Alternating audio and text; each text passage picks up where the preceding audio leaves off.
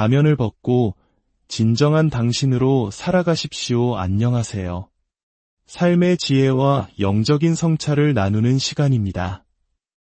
오늘 이 시간이 당신의 마음에 깊은 평안과 새로운 용기를 심어주는 귀한 여정이 되기를 소망합니다. 우리는 매일 수많은 역할을 수행하며 살아갑니다. 직장에서는 유능한 직원으로, 가정에서는 든든한 가장이나 따뜻한 어머니로, 친구들 사이에서는 즐거운 사람으로 보이고 싶어 하죠. 어쩌면 우리는 각기 다른 상황에 맞는 여러 개의 가면을 쓰고 있는지도 모릅니다. 특히 우리 한국 사회는 끊임없이 타인의 시선을 의식하고 더 나은 모습을 보여줘야 한다는 압박 속에서 살아갑니다. 나의 약점이나 부족한 모습, 내면의 깊은 고민을 드러내는 것은 마치 패배를 인정하는 것처럼 느껴지기도 합니다. 그래서 우리는 더욱더 완벽한 가면을 쓰고 그 뒤에 진짜 나를 숨겨둡니다. 하지만 여러분, 한번 스스로에게 물어보십시오. 그렇게 수많은 가면을 쓰고 살아가는 삶이 진정으로 행복한가요? 언제나 완벽해야 한다는 그 무거운 짐이 당신을 지치게 하지는 않나요? 오늘 저는 여러분과 함께 진정한 나를 찾아가는 여정에 대해 이야기하고 싶습니다. 가면 뒤에 숨겨진 연약하고 불완전하지만 그래서 더욱 소중한 당신의 진짜 모습을 하나님 앞에서 어떻게 드러낼 수 있는지에 대한 이야기입니다. 성경은 우리에게 놀라운 진리를 가르쳐 줍니다. 하나님의 능력은 우리의 강함이 아닌 우리의 가장 큰 약함 속에서 가장 완전하게 나타난다는 사실입니다. 우리의 뛰어난 재능이나 성공적인 모습이 아니라 우리가 감추고 싶어하는 결점과 상처, 그리고 끊임없이 씨름하는 그 연약함 속에서 하나님의 권능이 임한다는 것입니다. 하나님께서는 우리가 만들어낸 완벽한 모습에 가짜 나를 원하지 않으십니다. 때로는 질투하고 분노하며 두려움에 떠는 진짜 나, 스스로가 부족하고 자격 없다고 느끼는 바로 그 모습 그대로를 찾고 계십니다. 우리가 더 이상 자신의 연약함을 위장하려 애쓰지 않고 하나님 앞에 정직하게 나아갈 때 비로소 하나님의 놀라운 변화의 역사가 시작됩니다. 하나님, 저에게는 당신이 필요합니다. 제 안에 이기적인 마음이 싫습니다. 미래가 두렵습니다. 때로는 분노를 참을 수가 없습니다. 저 스스로는 너무나 부족합니다. 저를 변화시켜 주십시오. 이렇게 자신의 부족함을 인정하고 도움을 구하는 것은 결코 나약함의 증거가 아닙니다. 그것은 가장 위대한 용기이며 진정한 힘의 시작입니다.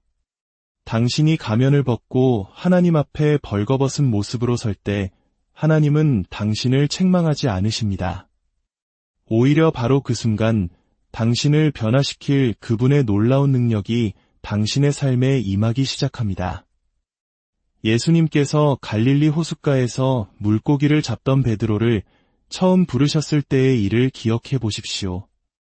예수님은 그에게 이제부터 너는 사람을 낚는 어부가 될 것이다 라고 말씀하셨습니다. 그 위대한 부르심 앞에서 베드로는 무릎을 꿇고 이렇게 고백합니다. 주님, 저를 떠나십시오. 저는 죄인입니다. 이것은 매우 중요한 고백입니다. 베드로는 주님, 저는 성격이 급하고 때로는 거친 말을 쓰기도 하며 인내심도 부족합니다. 저는 주님의 제자가 될 자격이 없습니다. 라고 자신의 모든 결점을 솔직하게 드러낸 것입니다.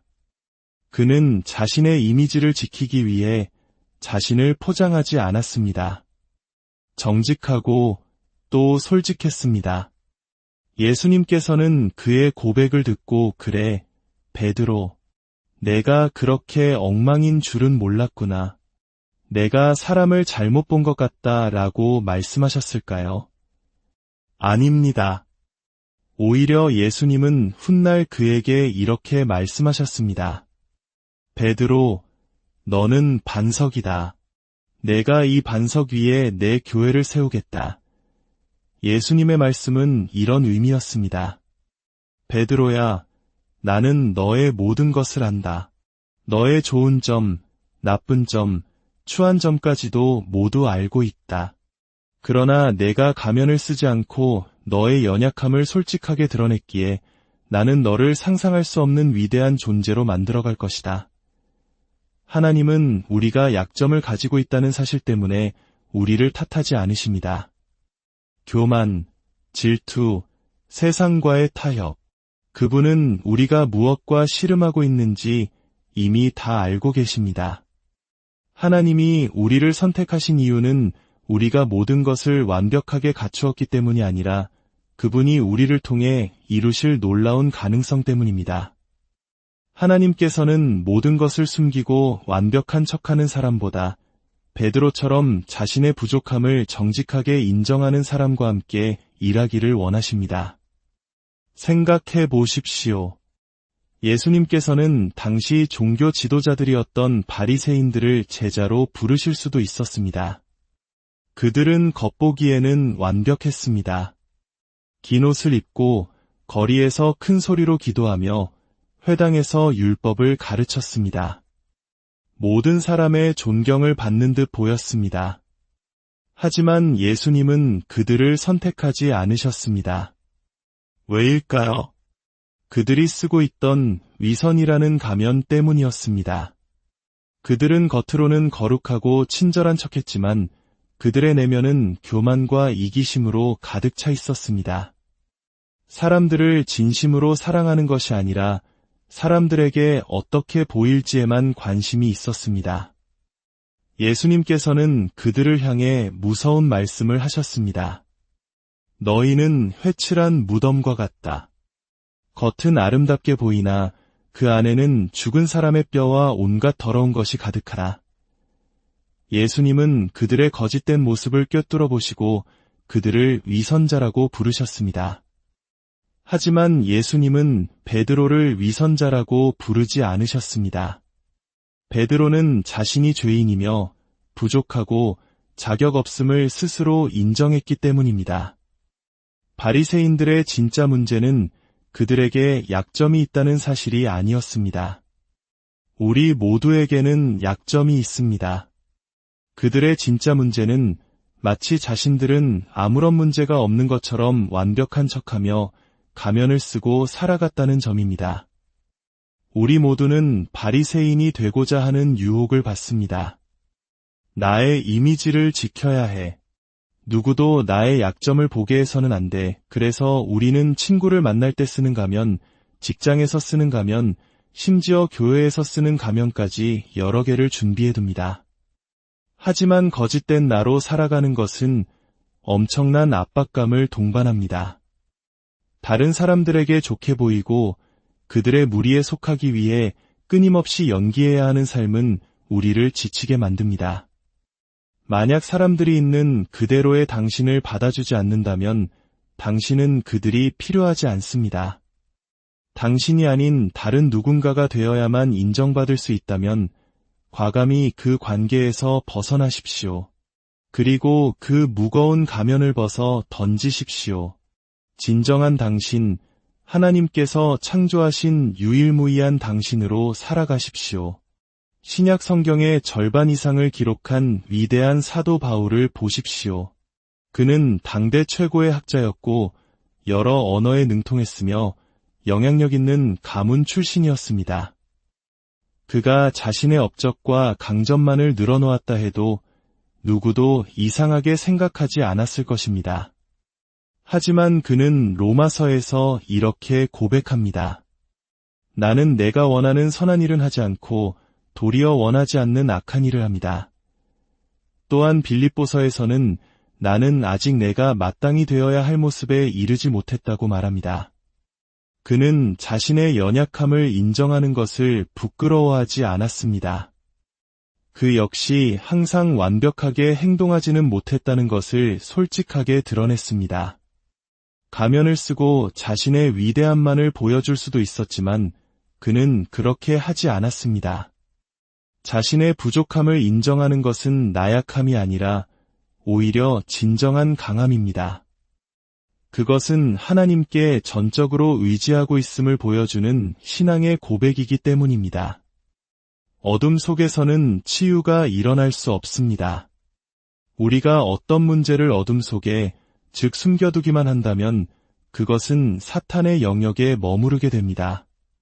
사탄은 우리의 수치심과 죄책감, 그리고 다른 사람들의 시선에 대한 두려움을 이용해 우리를 어둠 속에 가두려 합니다.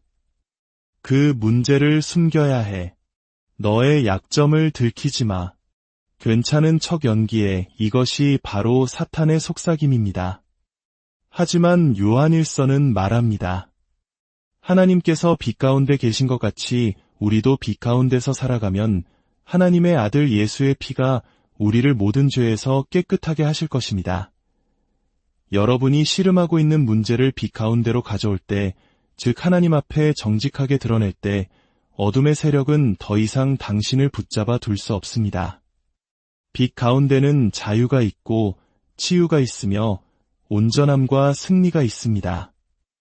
다윗 왕은 밧세바와 간음하고 그의 남편을 죽게 만드는 끔찍한 죄를 저질렀습니다. 그는 1년 동안 그 사실을 숨겼습니다. 수치심과 두려움 속에서 아무에게도 말하지 못했습니다. 그 기간 동안 다윗은 병들고 쇠약해졌으며 그의 영혼은 깊은 고통에 잠겼습니다. 나단 선지자가 그의 죄를 지적했을 때 다윗은 비로소 가면을 벗고 모든 것을 정직하게 고백했습니다. 그는 시편 신한편에서 이렇게 기도합니다. 하나님이여, 나의 죄악을 인정하나이다. 더 이상 숨기지 않겠습니다. 더 이상 덮어두지 않겠습니다. 모든 것을 빛 가운데로 가져오겠습니다. 이것이 그의 고백이었습니다. 우리의 연약함을 하나님께 고백하는 것이 때로는 부끄럽고 힘들다는 것을 압니다. 하지만 하나님은 이미 당신이 무엇으로 힘들어하는지 다 알고 계십니다. 당신이 실수하고 실패하며 교만과 질투로 씨름하는 모든 순간을 그분은 이미 보고 계셨습니다. 당신이 그분께 나아갈 때 거기에는 정죄함이 없습니다. 오직 용서와 회복, 그리고 새로운 시작만이 있을 뿐입니다. 탕자의 비유를 기억하십니까?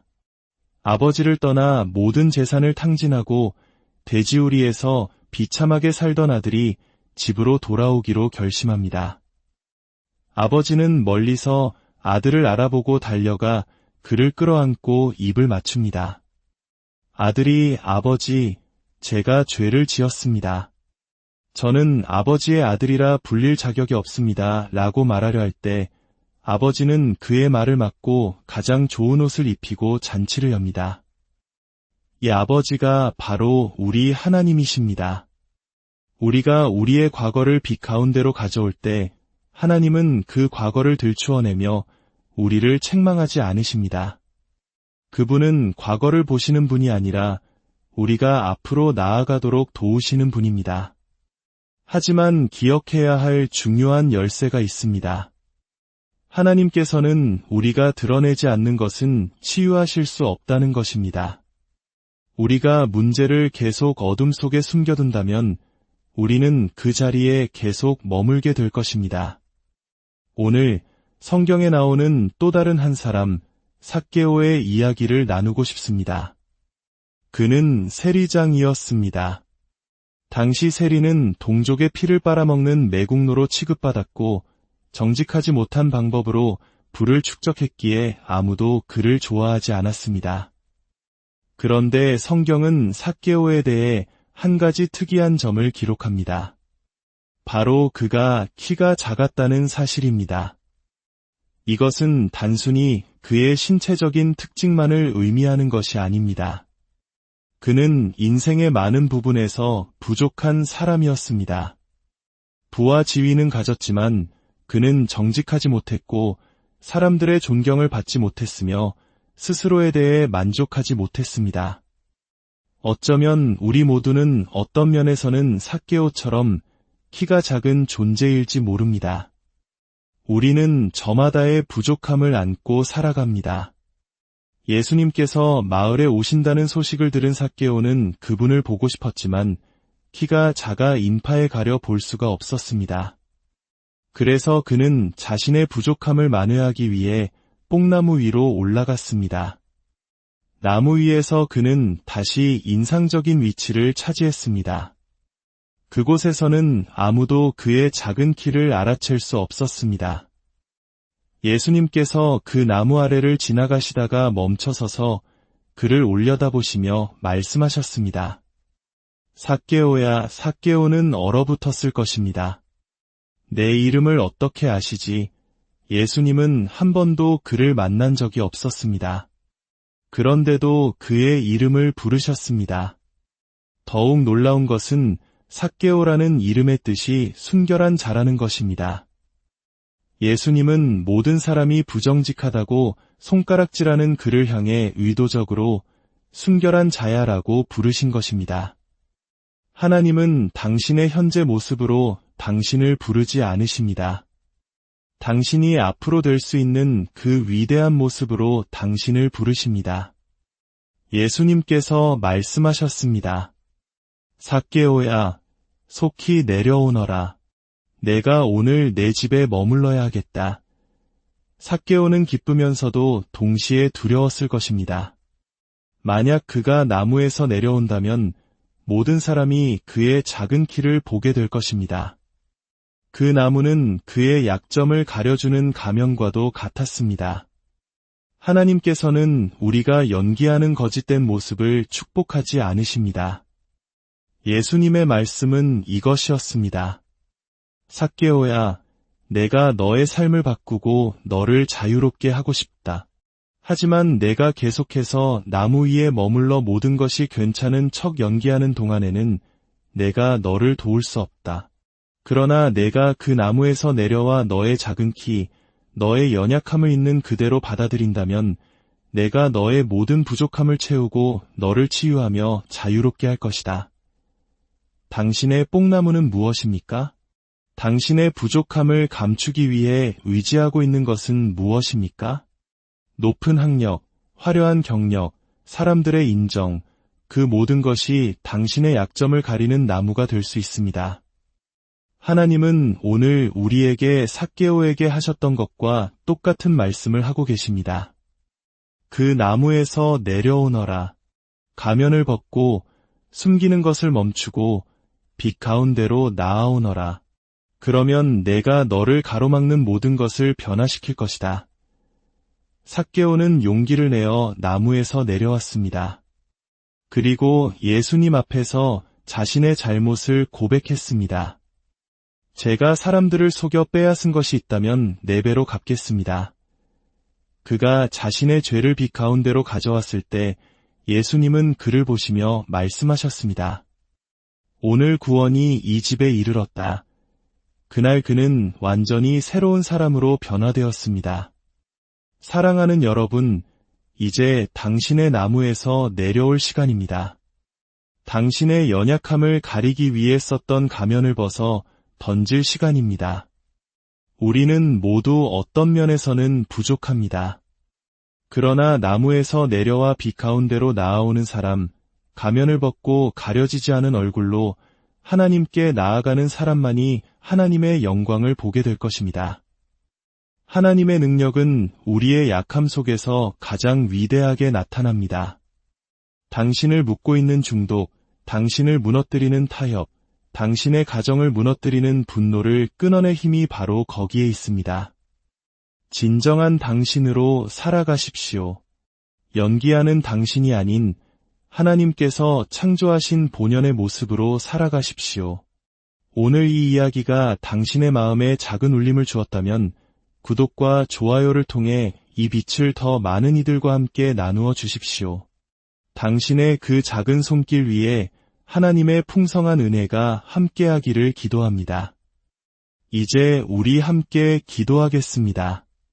사랑의 하나님, 오늘 제게 주신 말씀에 감사드립니다. 저는 너무나 오랫동안 제 자신의 약점을 감추고 완벽한 척하며 살아왔음을 고백합니다. 이제 그 무거운 가면을 벗고 제 안에 있는 두려움과 상처, 부족함을 있는 모습 그대로 주님께 가지고 나아갑니다. 저의 약함 속에서 온전하게 역사하시는 주님의 능력을 신뢰합니다. 삭개오를 부르시고 변화시키셨던 것처럼 저의 삶에도 임하여 주셔서 저를 새롭게 하여 주옵소서. 모든 정죄함에서 저를 자유롭게 하시고 주님의 빛 가운데서 참된 평안과 기쁨을 누리며 살게 하옵소서.